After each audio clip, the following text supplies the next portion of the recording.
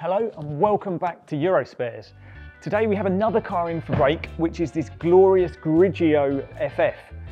Now a couple of you may realise we'd normally do this from our breaker unit, but we can't be in there today because the guys are inundated with cars. They're still trying to break the Purosangue, they're still trying to break the Urus, and they've got a 456M they're trying to get through as well. We're going to check that out later on in the video, but in the meantime, let's have a look around this car.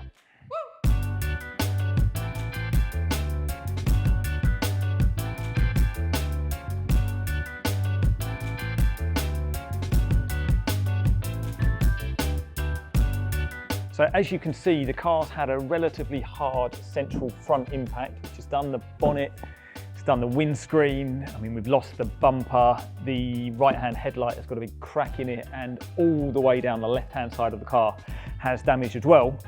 But first of all, let's have a look under here.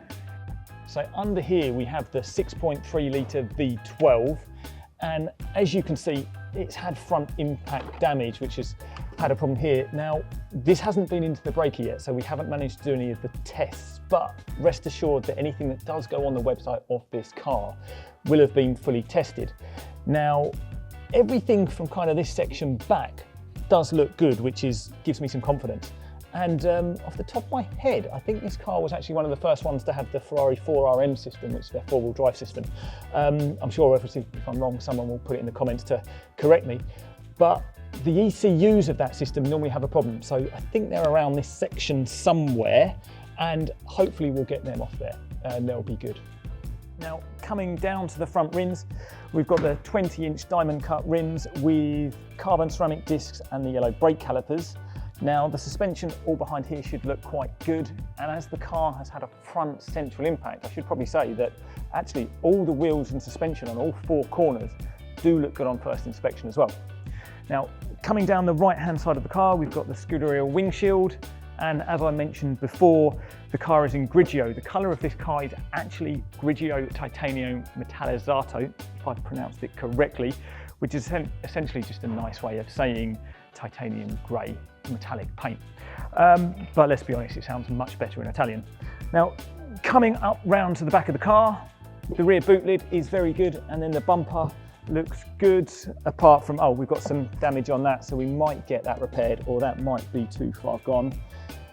We have the optional sports exhaust on here, which I've got to say, it's such a nice feature because you've got this rifling around the edge, which hawks back to some of the earlier Ferraris. The 250 GTO, I think, was one of the first ones that have that. So that's actually just a really nice feature of the car.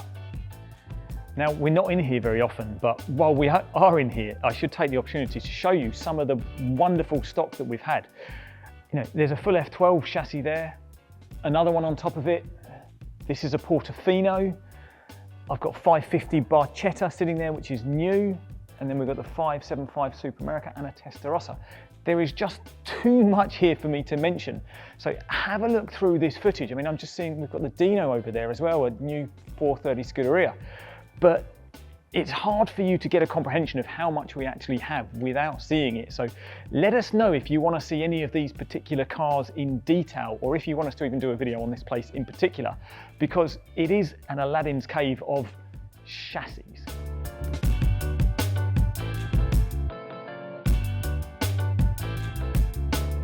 Now, moving on to the interior of the car, one of the things I will say is because we're not in our breaker and we're in the chassis room, apologies if the lighting is not particularly good, but we do have the carbon fibre steering wheel with the LED shifters. We've got black Daytona seats with grey stitching, and just looking around, I mean, Ferrari have got a really nice idea of giving you some quite impractical features. Now, one of the things that's specific to this car is you have this lovely little glove box, which is about not even 2 fingers deep. Now, I have no idea what you're supposed to keep in there, but this is some of the things I do. Now, moving on to more impractical features. This particular car has the optional screens in the headrest, which is massively impractical due to the lack of legroom Ferrari decide to leave you for the rear passengers. So whether that's ever been watched or not, I don't know. Now, as I mentioned earlier, we're going to go and check out how the guys are getting on in the breakout with the other cars, but because it's maybe a short while before we can get this one in there and start stripping it down for spares, if there's anything in particular you want off this car, please do get in contact with us because we can probably strip it off specifically for you. Now, this is the second FF we've done, so we may well have parts left over from the old cars that are still available for you. But in the meantime, let's go and check out how the guys are getting on. So welcome back to the breaker. Now, when I was in here earlier, the Urus was on this ramp, but it's actually now gone. So they've clearly finished that whilst we were doing the filming over here. But the good news is then this Purosangue can now go onto that ramp and the guys can finish this off. And then we have the 456M here, which again, actually looks pretty much done. We've got a bit of wiring in there, but other than that, once this is done, the FF can come on the ramp and we can start stripping that down for spares. Now, let's just check out this Purosangue because it's quite interesting to see what they've done. Now, as you can see, the guys have got the doors off of this side and the majority of the interior out as well.